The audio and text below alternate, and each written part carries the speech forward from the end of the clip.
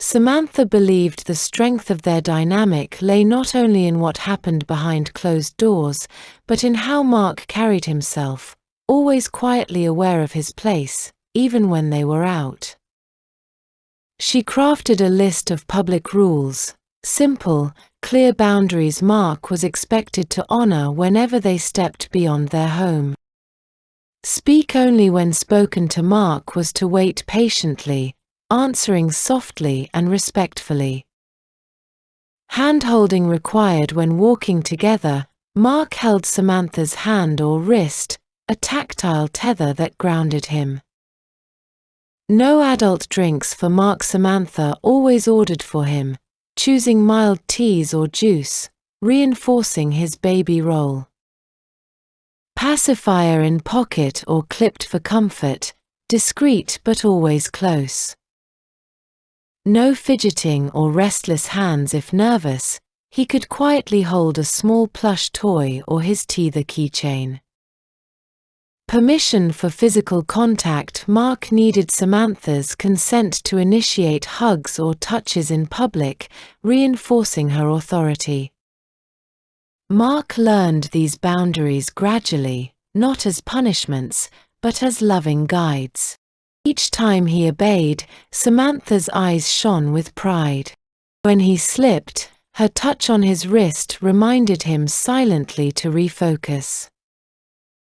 This invisible framework allowed Mark to surrender more fully, even in crowds, and gave Samantha a quiet, unwavering control that filled her with warmth and power. Reward and punishment charts visualizing devotion.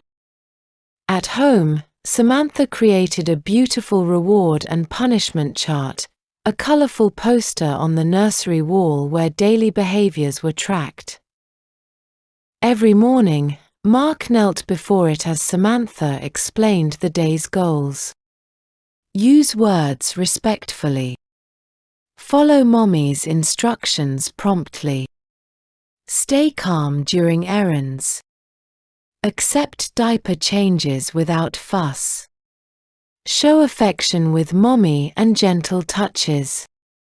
For every success, Samantha placed a shiny gold star next to the day's date.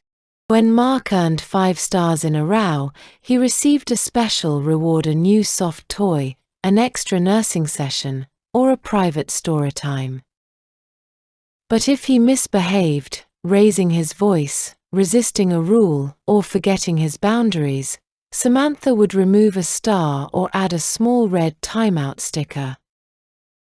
The chart wasn't about punishment, it was about clarity and structure. Mark wanted to earn those stars, to see his progress and prove to mommy that he was her good boy. At night, Samantha would review the chart with him, praising his successes with soft kisses, and calmly discussing any slip-ups with gentle firmness. Over time, the chart became a ritual of trust and accountability, a daily reminder of the bond they shared. The nursery was no longer just a room. It was their world, a sanctuary where Samantha's love and control intertwined to create safety, surrender, and deep connection. She had transformed it with care. Soft pastel walls adorned with whimsical decals of clouds, stars, and gentle animals. A large, plush rug where Mark could crawl or play quietly with his baby toys. A changing station fully stocked with wipes, powders, creams, and spare diapers, always ready. A rocking chair draped with a thick knitted throw, where Samantha spent countless hours nursing and soothing. A crib nestled in a corner, lined with the softest blankets and stuffed animals. Shelves organized with rows of baby books, rattles, teething rings, and gentle night lights. Every object was a symbol of Samantha's care and Mark's surrender. Before bedtime, Samantha had a gentle, loving routine. Diaper change and fresh honesty each night, the ritual of being cleaned and clothed renewed Mark's trust. Bottle or nursing sessions. Samantha cradled him, speaking softly, letting the quiet rhythm of feeding deepen their bond. Storytime. Samantha read from his favorite board books, her voice a soothing lullaby. Reciting devotion together, they whispered promises of trust, obedience, and love. Tucking in. Samantha kissed him goodnight, stroked his hair, and assured him, "Mommy's here. Always." Mark felt cocooned in warmth and safety.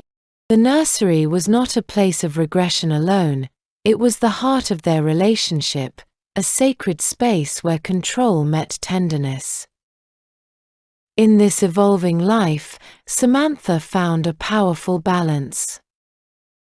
Her dominance was firm yet gentle, unwavering yet nurturing.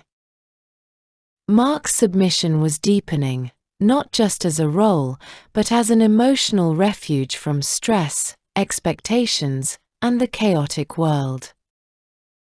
He was healing in her care, and she was thriving in his surrender. They were no longer just a married couple, they were mommy and baby, mother and child, leader and beloved. Discipline wasn't punishment to Samantha, it was a tool of love, trust, and structure. She knew Mark craved boundaries as much as comfort. So she designed a daily rhythm of gentle but clear discipline, always rooted in respect and devotion. Each morning began with Samantha's soft voice calling him to the nursery. Kneeling on the rug, Mark recited his pledges, words that centered him, reminded him of his place, and reaffirmed his trust. If the night had been restful and accident-free, Samantha rewarded him with a warm smile, a kiss, and an extra 5 minutes of nursing before the day started. But if Mark resisted a rule, Samantha's tone shifted, not harsh, but serious. "Mommy needs her baby to try harder," she said firmly. "Tonight, you'll have an early bedtime and no storytime until you show Mommy you can obey." Mark's eyes watered, but he nodded, understanding that her discipline was about his growth and safety. Samantha set small, clear rules. Speak softly and respectfully. Ask permission for snacks or breaks. Use your mommy words instead of grown-up talk at home. If Mark forgot or slipped, Samantha calmly issued reminders. A gentle "no, baby" or a quiet hand on his wrist was enough to reset his behavior. If he tested limits, she introduced timeouts in the nursery corner, a safe, cozy spot with soft pillows where he could calm down and reflect. Discipline always ended with affection, a hug, a whispered "I love you," and reassurance that Mommy was proud when he tried. At night, the discipline deepened into routine care. Bath time. Samantha bathed him gently, checking for any scrapes or marks. Diaper change clean, fresh, and snug, reminding Mark that he was cared for and protected. Nursing or bottle, a quiet time to connect and soothe. Bedtime promises, soft words and whispered pledges, creating a sense of security that carried Mark into sleep.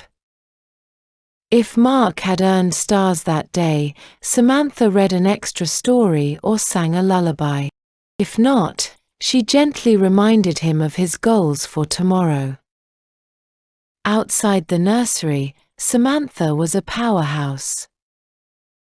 Her days were filled with meetings, deadlines, and high-stakes decisions. She commanded respect in boardrooms, led teams with confidence, and cultivated an image of polished professionalism. But her secret, the deep FLR or ANR relationship with Mark, was her sanctuary. She compartmentalized with care. Mornings after their nursery ritual, she dressed Mark in adult clothes with subtle hints of their dynamic, soft fabrics, discreet comfort wear, before he left for work or daily activities. Work hours. Samantha fully embodied the CEO role, assertive, focused, unstoppable. She kept her private life tightly sealed. Lunch breaks. Occasionally, a quick checking text to Mark, "Remember your promises. Mommy loves you." It grounded both of them, a whisper of their connection amid the bustle. Evenings. The moment she stepped through the door, her tone softened. The professional mask slipped, replaced by the nurturing, commanding mommy Mark adored. Samantha found this duality exhilarating. Her career gave her the control and achievement she craved. Her private life gave her the emotional depth, tenderness, and surrender she had long missed. Mark, in turn, became her quiet anchor, his obedience and vulnerability fueling her strength. This balance required honesty, trust, and communication. Some days were harder, juggling business stress while maintaining the patience to soothe a regressed husband. Other days were easy, the quiet peace of a nursery cuddle after a long day. Samantha often reflected on the paradox. I hold the world in my hands by day, but at night, it's my baby I hold closest. And that's where I find real power. Mark felt it too. His submission was not weakness, but a gift.